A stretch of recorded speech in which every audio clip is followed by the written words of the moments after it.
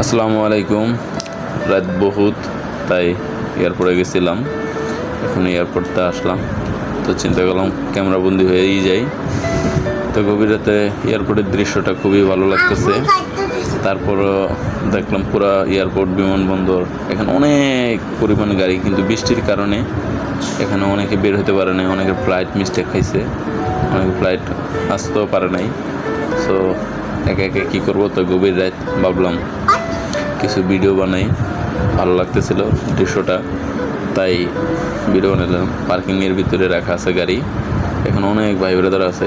সবচেয়ে মজার একটা বিষয় হয়েছে যে কিছুক্ষণ আগে একটা ভাই ভিডিও বানাইতেছিল, ওনার হাতে ছাতা আছে, কিন্তু উনি ওই হাতের ছাতা না ধইরা উনি একে বৃষ্টিতে ভিজে ভিজে ভিডিও বানাইতেছে। এটা দেখে খুবই হাসি লাগছে, কিন্তু ওটা ক্যামেরাবন্দি করতে পারিনি।